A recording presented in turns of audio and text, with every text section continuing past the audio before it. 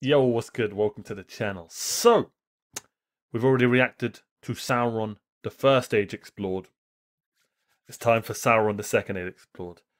Be sure to subscribe to the channel, comment down below what you want to see next, and make sure you go and check out Film Comics Explained. I'm already subscribed to them. Amazing content. Hit them with a subscribe as well. Why not, right? Let's get into this. In the land of Mordor, in the fires of Mount Doom, the Dark Lord Sauron forged in secret a master ring to control all others, but there were some who resisted. A last alliance of men and elves marched against the armies of Mordor, and on the slopes of Mount Doom, they fought for the freedom of Middle-earth. Listen, check the description, tip the YouTube channel, and I'll get a sword.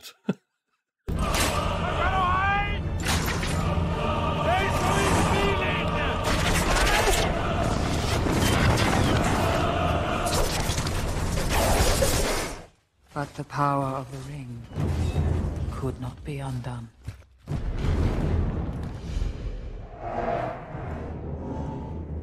Let's go. Boom! Yeet! Yeet! Hey guys, what's happening? Nihat here with Film Comics Explained. Sauron's such a badass. We're going to be continuing our exploration into Sauron with a look at his foul deeds throughout the Second Age. If you haven't seen part 1 to this video covering Sauron in the First Age, there's a link below, and I highly recommend. By the way, it just came to my head. Oh, I am going to turn this up because this guy's speaking quite quietly. Let me know if you want to see a reaction to a seal door. Maybe I'll have to have a look around for like a video regarding his history and stuff like that. So let me know if that's something you want to see in the comments down below. I recommend you watch that before viewing this video. All that aside, the Second Age began, and 500 years into it, Sauron popped up again. 500 years after that, he began building Barad-dûr, the great tower from the Lord of the Rings.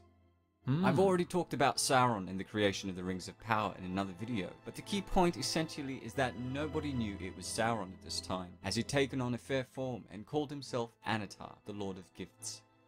Some elves like Elrond and Gil-galad were suspicious of him, but others like Celebrimbor listened to him. He taught them about the art of crafting that he'd learned as a servant of Aiol, and together they crafted the Rings of Power. When Sauron put on the One Ring, the elves immediately knew him for who he was, and this kick-started an open war between Sauron and the elves. This period was called the Black Years and the Years of Flight, due to the fact that as Sauron got the upper hand in the war, a lot of elves left Middle-earth for Valinor in the west. That was until the Númenóreans arrived in Middle-earth in full force and put a stop to him. The Númenóreans were essentially a race of men who were descendant from Erendil the Married. I'd like to think I'd be a Númenórean. You know, I've got long brown hair.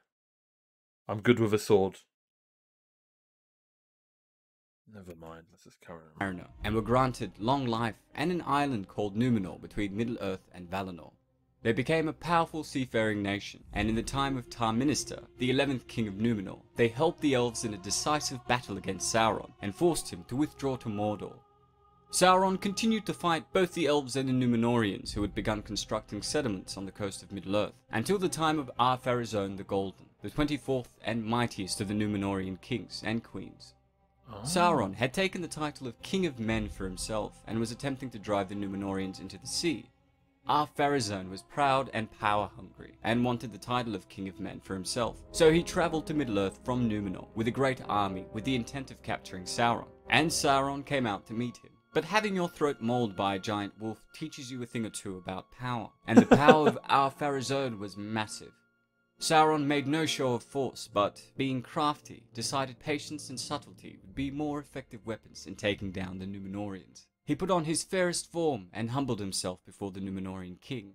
Ar-Pharazôn took Sauron back to the island of Númenor as a captive, and Sauron was more than happy to comply. It is interesting to note that at this point, Sauron still had the One Ring, but instead of using it, he left it in Barad-dûr.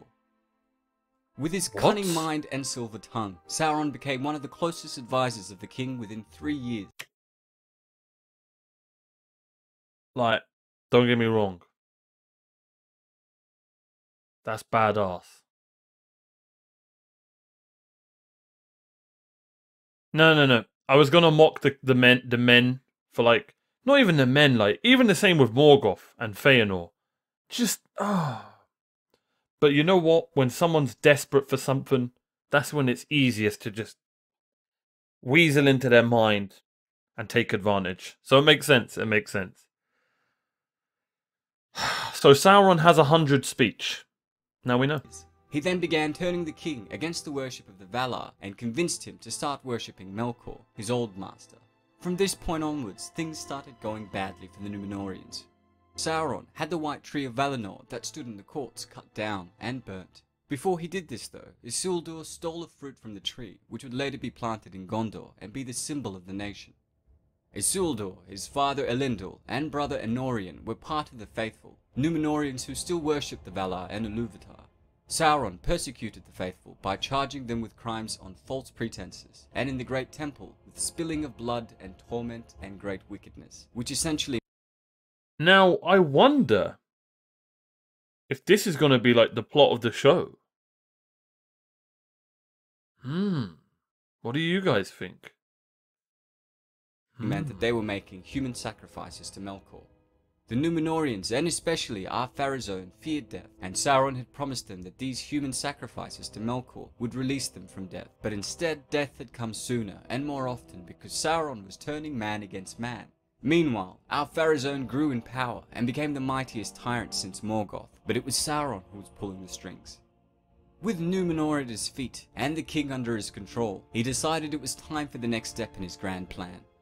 He told the king about Valinor, the deathless realm where the gods lived, and said that if Númenor were to wage war on the gods and conquer Valinor, then they would have everlasting life.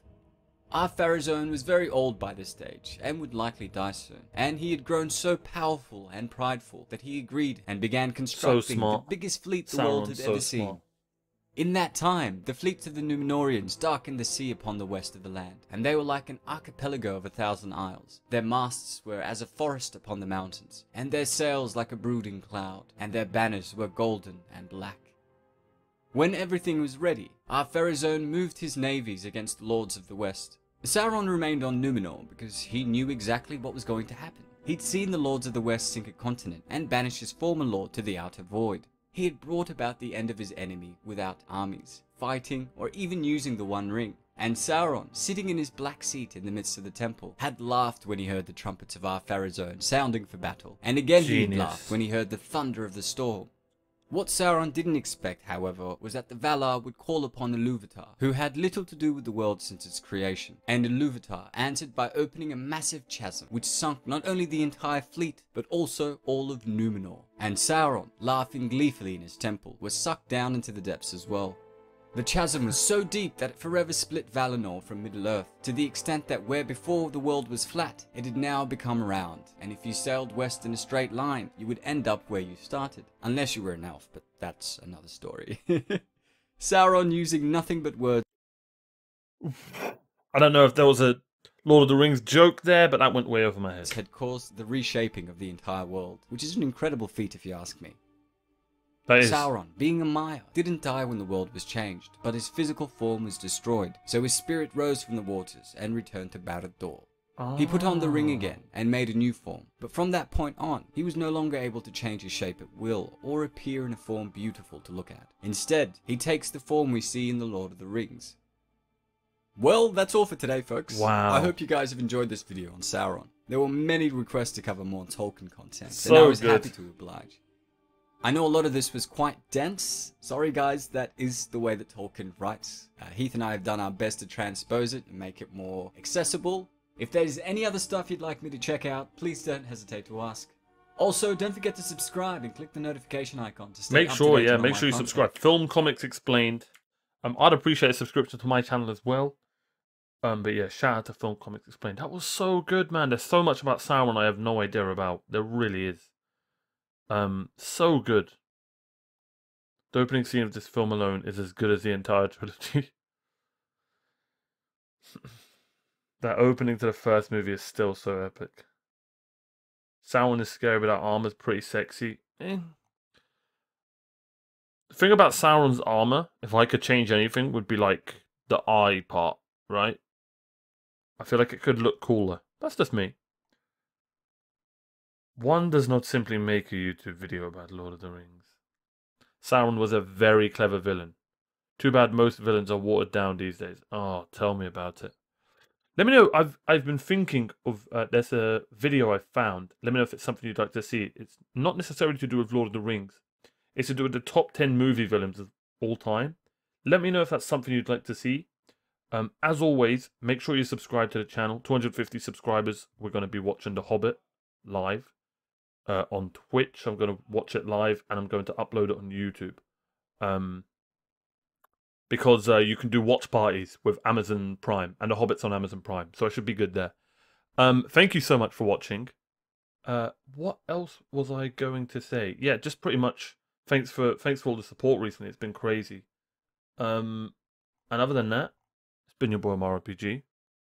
I'm not gonna lie, I forgot what I was going to say, so I'm going to say goodbye, farewell, and I'll see you next time. Take care, guys. Bye-bye. Hey, thanks for making it to the end of the video. Really appreciate your time. Be sure to subscribe. We're on the road to 200 subscribers, and comment down below what games you want me to play or what videos you want me to react to. Thanks for being here, and don't forget, I stream daily on twitch.tv/OmarioRpg. Come say hello. Take care.